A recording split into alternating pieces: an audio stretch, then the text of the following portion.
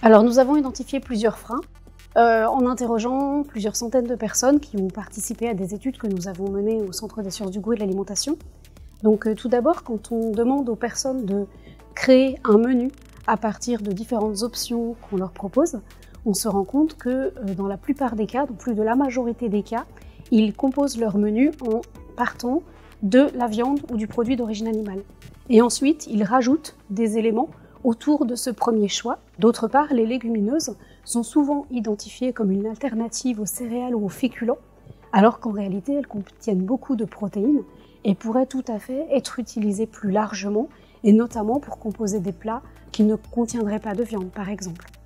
Alors un deuxième frein qu'on a identifié, c'est le fait que les consommateurs, on leur proposait plusieurs scénarios qui visaient à voir un petit peu dans quelle situation ils choisiraient différents aliments pour composer leur repas.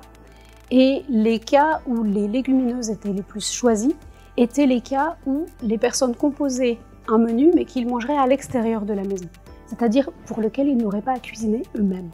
Et ceci nous fait penser qu'à partir du moment où il faut cuisiner les légumineuses, eh bien c'est un problème et c'est un frein à leur consommation. Et enfin, nous avons d'autres résultats qui nous font penser également que les consommateurs ne voient pas, entre guillemets, ou voient moins les légumineuses dans les rayons des supermarchés par rapport à d'autres produits. Donc ça peut venir peut-être de leur disposition dans les rayons. Et en tout cas, on se rend compte que si on recrée un supermarché expérimental où les légumineuses sont autant représentées par exemple que les céréales, eh bien les légumineuses sont moins observées que les céréales.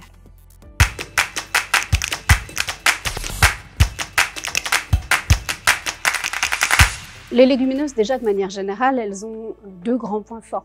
C'est-à-dire que d'une part, elles sont riches en nutriments, en premier lieu les protéines, et leur production est aussi assez peu impactante pour l'environnement, en comparaison par exemple de la production de viande.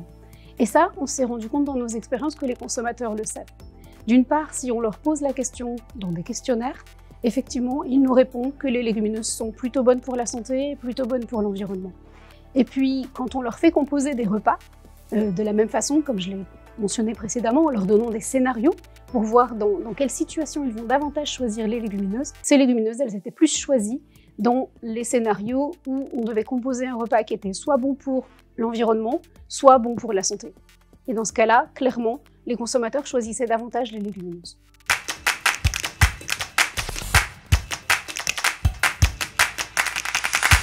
Tout d'abord, la praticité. Clairement, le fait de devoir préparer les légumineuses à la maison, c'est un frein. Donc il faut qu'on aille vers des produits plus simples à préparer, qui ne semblent pas compliqués pour les consommateurs. Très souvent, ce qui revient dans ce que les consommateurs nous disent, c'est la notion de trempage.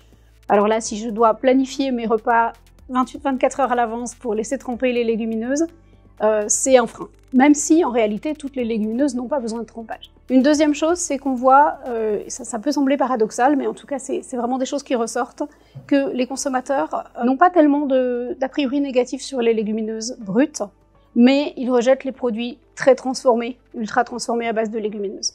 D'autres leviers qu'on a identifiés, c'est que les consommateurs, si on leur dit protéines végétales, ça ne leur parle pas du tout. Donc il faut éviter de communiquer sur cet apport de protéines d'origine végétale, qui n'est pas du tout, je pense, quelque chose qui peut inciter à consommer des légumineuses. Il est probable que ce soit beaucoup plus efficace de parler du goût des légumineuses et de ne pas montrer finalement tout le temps ces légumineuses comme quelque chose de très vertueux, mais plutôt effectivement montrer qu'il est possible de créer de nouvelles recettes, qu'il est possible d'obtenir des produits qui ont bon goût, qui sont appréciés à partir des légumineuses. Ça, il nous semble que c'est un levier qui pourrait être vraiment très intéressant à utiliser.